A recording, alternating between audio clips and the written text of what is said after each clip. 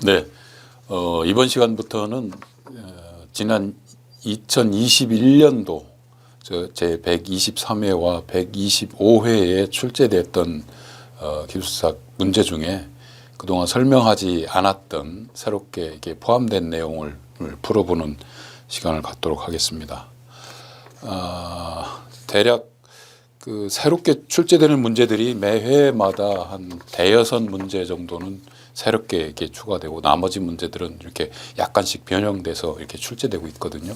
그래서 추가된 문제 하나씩 풀어보도록 하는데, 첫 번째가 단답형으로 출제되었던 푸리의 변환입니다. 이 푸리의 변환이 뭐냐 이렇게 물어봤거든요. 단답형 문제거든요.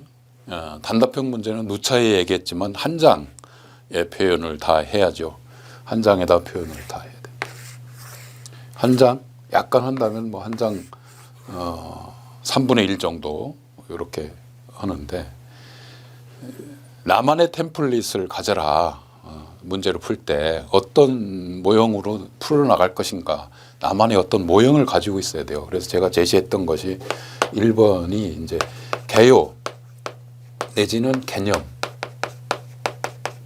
내지는 정의 뭐 이런 식으로 들어가게 되죠. 여기에 추가로 한다면 뭐 새끼로 뭐 배경 정도도 들어갈 수 있겠죠. 배경 정도.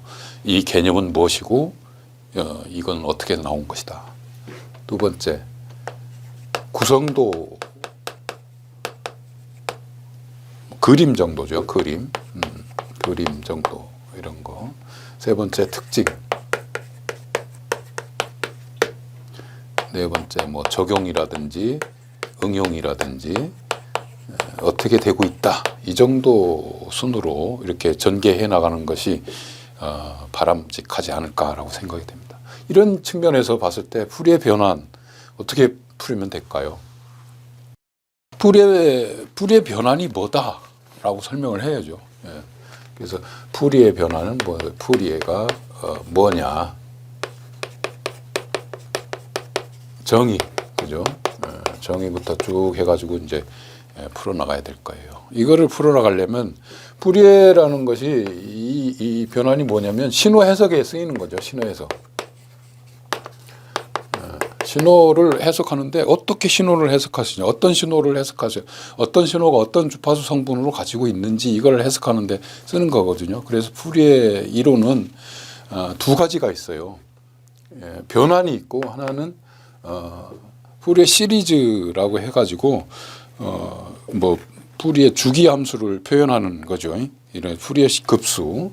그래서 시리즈와 급수와 변환 요 두 가지가 있는데, 먼저 푸리의 급수부터 쭉 알아보면, 급수라는 것은 뭐냐면 신호는 어떤 신호든지, 푸리에가 주장한 건 뭐냐면 어떠한 신호든지 해석하기 위해 쓰는데, 신호에는 주기적인 신호가 있고 비주기적인 신호가 있거든요. 주기적인 신호라는 게 일정한 주기를 가지고 일정하게 반복되는 신호들, 이런 신호들이 주기적인 신호죠. 예를 들어 사인파다, 이런 주기적으로 가는 것들이 이 주기적인 신호예요. 비주기라는 것은 주기가 일정하지 않은 신호, 이것이 이제 비주기 신호죠. 푸리의 급수는 이 주기적인 신호를 가지고 이 주기적인 어떤 신호를, 이런 펄스 신호가 주기적으로 있다라면 이 펄스 신호는 연속적인 사인파나 코사인파를 가지고 분해할 수 있다. 이 신호를 분해하면, 이 펄스를, 주기적인 펄스를 분해하면 사인파의 연속적인 사인파, 연속적인 코사인파들의 합으로 된다라는 거죠. 즉 사인파, 코사인파를 연속적으로 여러 주파수 성분을 합치면 어떤 주기적인 신호 성분을 만들어낼 수 있다라는 거예요. 그래서 이 펄스에 대한 주기적인 신호 성분을 푸리의 급수로 해서 표현을 하면 어떻게 표현이 되냐면 이런 신호입니다. 이 신호, 시간적인 함수로 표현한 거예요. 시간적인 함수는 이 푸리의 급수에서는 이 펄스를 이렇게 해석해요.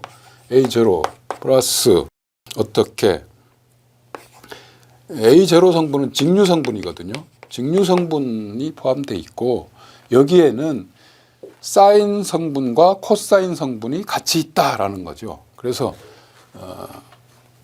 코사인 주파수가 얼마인 오메가인 시간적으로 표현한 오메가인 성분과 사인 성분이 오메가인 사인 성분이 같이 있다라는 거예요. 이게 같이 있는데 이 주파수가 한 개의 주파수만 가지고 있는 게 아니고 굉장히 많은 고주파 성분들로 가지고 있다. 여러 주파수 성분으로 가지고 있다는 거죠. N이라는 주파수를 가지고 N이 1이면 2오메가, 1오메가, 2면 2오메가, 3오메가 이런 식으로 가지고 있다라는 거예요. 그것들을 다 합쳐놓은 합친다는 게 시그마죠. 합쳐놓은 N이 즉 N이 1부터 무한대까지 있는 요 성분들을 다 합쳐놓은 것과 이런 것들을 다 합치면 이러한 펄스 성분이 된다라는 것이죠. 그래서 푸리에 급수는 이렇게 어떤 신호 성분을 해석할 때 이 주파수, 이 신호가 가지고 있는 사인파와 코사인 성분이 어떤 신호들, 어떤 주파수 성분들로 가지고 있느냐 이런 것들을 나타내는 거예요. 이게 식이거든요. 여기서 식에서 중요한 것은 뭐냐면 어떤 주파수 성분이 몇 배의 주파수 성분이 얼마의 크기로 여기에 이제 크기라는 게 있는데 크기가 빠졌네요. 크기가 있는데 크기가 뭐 AN이다 예를 들어서 얘는 BN이다라고 한다면 AN 크기 성분과 주파수 성분으로 이렇게 나눠지는 거죠. 그래서 이 주파수의 크기가 얼마냐 이거를 구하는 것이 이제 급수 성분이에요. 그래서 A0는 뭐 직류 성분이니까 우리가 직류 성분이다라고 얘기를 하면 될 것이고요. 그 A의 N 성분, 요 주파수 예를 들어서 오메가 2의 크기인 A의 2 요거와 요거를 구하는 거거든요. 그래서 요거를 구하는 이 식이 있거든요. 어떤 식으로 구하냐면 A의 N 성분은 이거를 전개해 보면 T분의 2에 어떻게 제로에서 t까지 한 주기를 이걸 뭐 무한히 반복되다 보니까 한 주기만 구하면 다 구할 수 있거든요. 이 시리즈이기 때문에 한 주기 동안에 어떻게 ft라는 함수를 뭐 코사인 성분이니까 오메가 t의 dt 시간적으로 적분을 하면 요 주파수 성분의 크기가 나오는 거예요. 크기가. 그래서 급수에서는 주파수에 따라서 이 신호를 분해했을 때 나오는 주파수 성분들의 크기를 쭉 이렇게 해석해 나가는 거예요. BN도 마찬가지예요. BN도 똑같이 T분의 2에 뭐 해가지고 여기는 사인 오메가 T겠죠. 이런 식으로 분해를 해 나간다라는 거예요. 그래서 결론적으로 뭘 얘기하냐면 이 신호는 푸리의 급수라는 것은 펄스를 구성할 때 이 펄스가 어떤 주파수 성분들로 구성하느냐를 연속적인 펄스를 표현하는 거예요. 급수라는 것은 변환이라는 건 뭐냐면 변환도 급수에서 나온 건데 얘하고 틀린 점은 얘는 비주기 함수예요. 즉 펄스가 연속적이지 않고 한 개만 이렇게 펄스가 나온다든지 뭐 가끔가다 이렇게 하나 나온다든지 일정한 주기가 아닌 차이나는 주기로 나오는 펄스 이런 비주기 함수들을 이 푸리의 급수처럼 어떤 주파수 성분을 가지고 있는지 분석할 수 있는 것이 변환이거든요. 이 비주기 함수라는 것은 다른 측면에서 보면 이 주기의 성분을 이 주기가 이 t가 여기서 여기까지가 주기인데요. 이 주기가 굉장히 무한정으로 길다라고 가정을 했을 때 얘도 하나의 일정한 주기를 갖는 신호다라는 것이 가정이 될 수 있어요. 비주기지만 이 주기가 무한히 길다라고 한다면 얘도 하나의 주기를 가진 신호다라고 하거든요. 그래서 급수하고 같은 신호다라는 거죠. 그래서 어떤 FT가 있어요. 이러한 FT가 있어요. 어떤 주파수 성분을 가지고 있는 시간 함수가 있다면 이 주파수 가지고 있는 시간 함수를 주파수 함수를 주파수로 적분을 하면 시간적으로 표현한다라는 거죠. 그래서 얘의 정의는 푸리의 변환은 푸리에 변환 트랜스폼이라는 것은 뭐냐면 시간 함수를 주파수 함수로 표현한 거예요. 우리가 신호를 표현하는데 이러한 신호들은 t에 대한 함수거든요. 얘가 주파수로 표현한다는 것은 주파수 표현한다면 어느 주파수 F1이라는 주파수 성분으로 얼마만큼의 크기가 뭐 얼마인 이렇게 표현이 되거든요. 아까 푸리에 시리즈에서 이러한 펄스가 이렇게 있다면 이거는 주파수 시간축에서의 함수잖아요. 시간이 이렇게 갈 때 펄스가 이렇게 나오고 뭐 이렇게 한다는 거잖아요. 이걸 주파수 축에서 표현하면 아까 여기 푸리에 시리즈에서 나왔던 AN, BN 곱하면 얘를 푸리에 시리즈로 변하면 어떤 함수가 나오냐면요. 이러한 함수가 나와요. 이러한 함수를 싱크 함수라고 그러거든요. 주파수가 요렇게 주파수 성분이 있을 때 요 주파수 제로를 기점으로 어느 주파수 성분들이 F1, F2 뭐 이렇게 있다면 주파수의 크기가 여기는 크기겠죠. 크기가 얼마인 주파수 성분들이 이렇게 나온다 이거죠. 신호가 여기에 집중돼 있어요. 요런 주파수 표현을 이제 푸리에 변환이다라고 하거든요. 시간 함수를 주파수 함수로. 푸리에 역변환도 있는데요. 역변환은 뭐냐면 이거의 반대예요. 주파수 함수로 표현된 것을 이렇게 표현된 것을 시간 함수로 바꾸는 거예요. 이걸 역변환이다라고 얘기하는 거죠. 그래서 이게 이제 시간 함수잖아요. ft에 대한 시간 함수인데 시간 함수를 푸리에 변환하면 이 주파수 함수로 돼요. 이게 푸리의 트랜스폼이거든요. 푸리의 변환이에요. 주파수 함수로 표현됐을 때 이러한 주파수 함수로 표현된다는 거죠. 여러분 여기 이게 이제 사실 주파수 함수죠. 예. 이게 사인 코사인으로 아까 표현했던 사인 코사인 함수죠. 오일러 공식이라는 게 있는데 오메가 t 이것은 오일러 공식은 뭡니까? 코사인 오메가 t 이 함수의 표현은 이렇다는 거죠. 사인 오메가 t 이렇게 된다는 거예요. 사인 성분, 코사인 성분과 사인 성분이 같이 있는 걸 두 개를 포함하면 이 지수함수로 표현한다.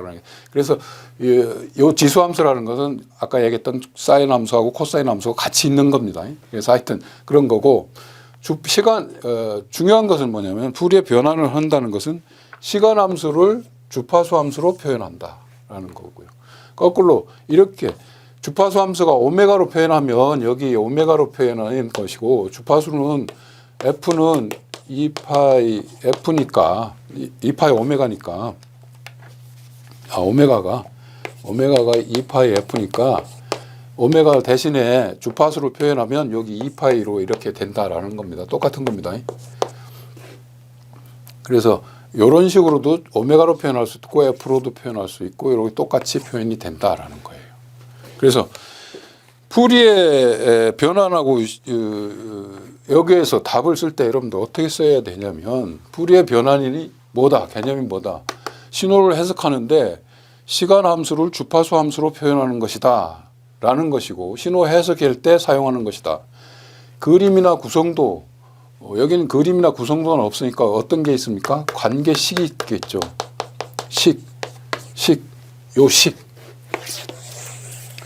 시간 함수로 표현된 함수의 표현이에요. 이게 함수로 표현된 거예요. 아까 사인, 코사인 다 있는 거잖아요.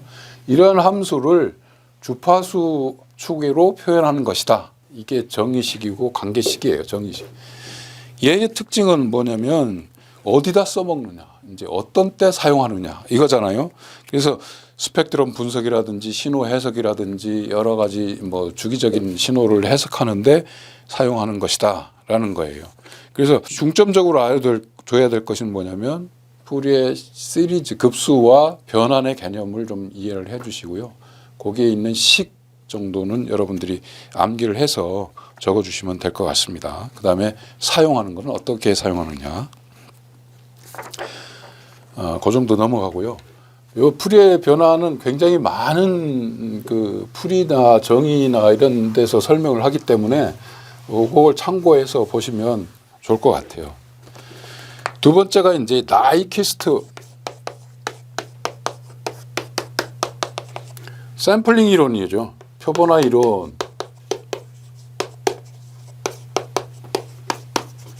이것도 단답식으로 출제가 됐어요. 나이키스트 표본화 이론, 단답식으로 나왔기 때문에 얘도 이제 한 장으로 표현하면 되는데, 나이키스트 표본화 이론이 뭡니까? 아날로그 신호를 디지털로 변환할 때 그 아날로그의 샘플을 추출하는 거잖아요. 표본화 이론이니까 샘플링이잖아요. 즉 이러한 아날로그 신호가 있다면 이걸 디지털 신호로 바꾸려면 이 전압 성분들을, 이게 시간축이니까 전압 성분들을 각 시간별로 다 뽑아가지고 얼마의 어느 순간에 얼마의 전압인지 이거를 다 데이터로 만들어서 표현을 해줘야 돼요. 근데 이걸 데이터로 다 만들려면, 연속적인 신호를 다 만들려면 굉장히 데이터가 많아지잖아요. 그래서 어떻게 합니까? 몇 개의 샘플만 뽑아내는 거죠. 일정한 시간 간격으로 해서 일정한 시간 간격으로 샘플만 뽑아내요. 그래서 이 시간 동안의 샘플, 추출된 샘플들의 크기만 이렇게 표현해 보자 이거죠. 그럼 이런 식으로 될 거 아니에요. 이런 식으로. 그죠? 이런 식으로 될 거예요. 요것들이 샘플이거든요. 이 샘플을 많이 추출하면 어때요? 많이 추출하면 좀 더 정확하게 표현이 되겠죠. 근데 데이터 양은 많아지는 거예요. 그래서 적당한 선에서 샘플링을 추출하자라는 것이 이제 샘플링 이론이잖아요. 그 이론을 만든 사람이 나이키스트예요. 나이키스트의 샘플링 이론이다라고 한다는 거죠.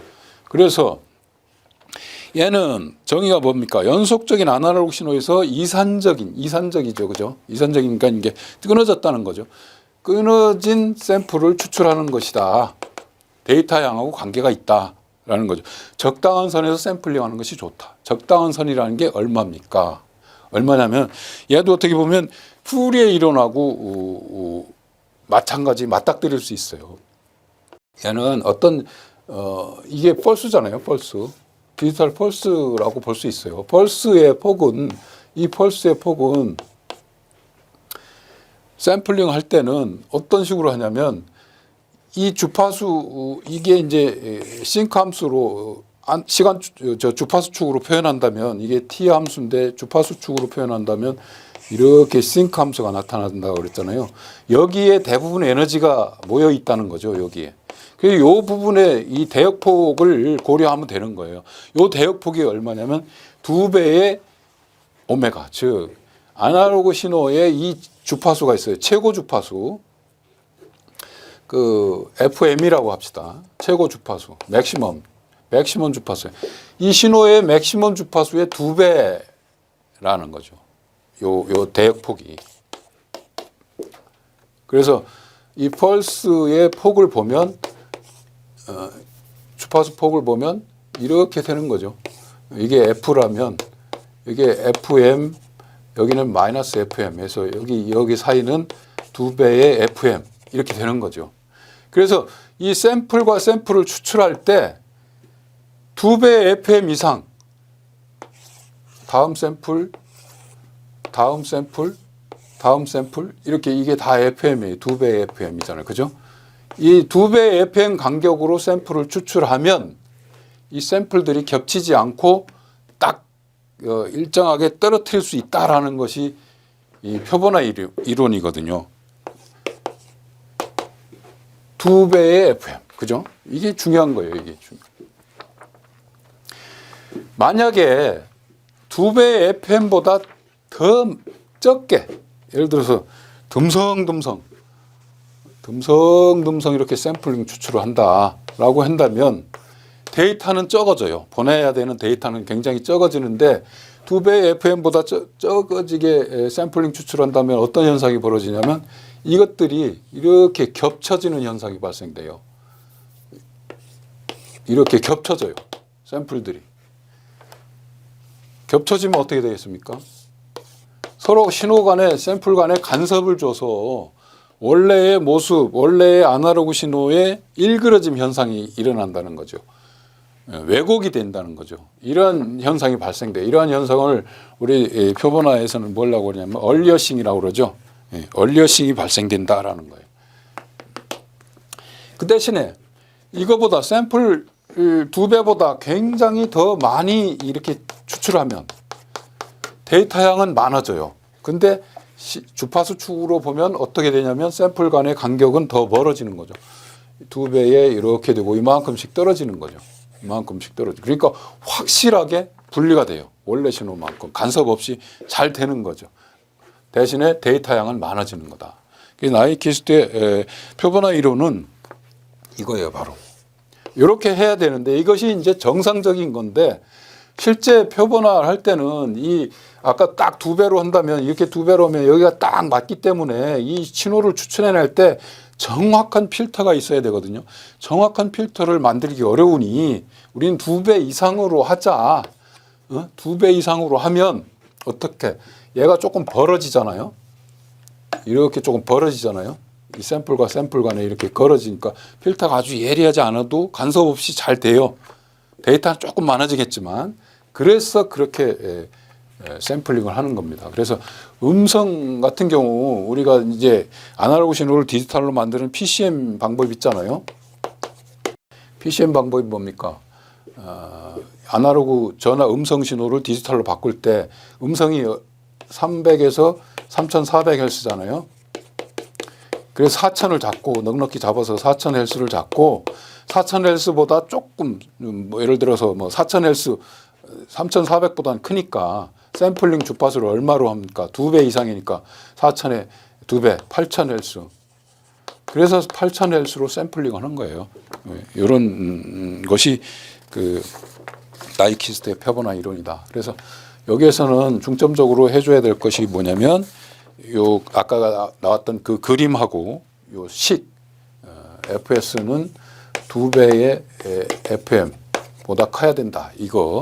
이 식을 반드시 써줘야 되고 각각의 경우 FS가 이 FM일 때는 어떤 것이고 요거 이 FM일 때는 어떤 현상이 발생되고 이럴 때는 어떤 현상이 발생되는지 요거에 대해서 설명을 해주면 샘플링 이론은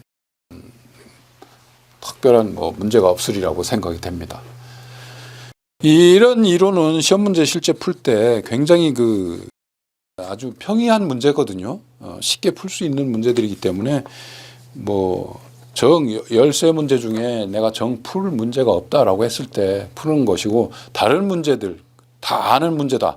그럴 때는 이런 것들은 나중에 잘 풀어봐야 큰 점수를 못 받으니까 뭐 풀 수 없는 나 모르는 경우에는 풀지만 뭐 1번으로 선택해서 풀 문제는 아니다라고 생각이 됩니다.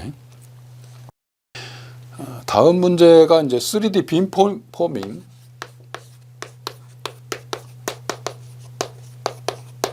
빔 포밍인데 3D 빔 포밍에 대해서 단답식으로 출제되어 있어요. 빔 포밍이라는 게 뭡니까? 아날로그 이동통신에서 안테나들이 이제 뭐 섹터 안테나라든지 이런 것들은 안테나가 하나의 안테나에 세 개의 안테나가 세 방향으로 이렇게 달려 있잖아요. 120도 간격으로 세 섹터를 나눠가지고 이렇게 있어요. 근데 내가 서비스해야 될 서비스 지역은 뭐 이렇게 아파트 지역이다라고 한다면 이런 아파트들이 막 이렇게 있을 거 아니에요. 그죠?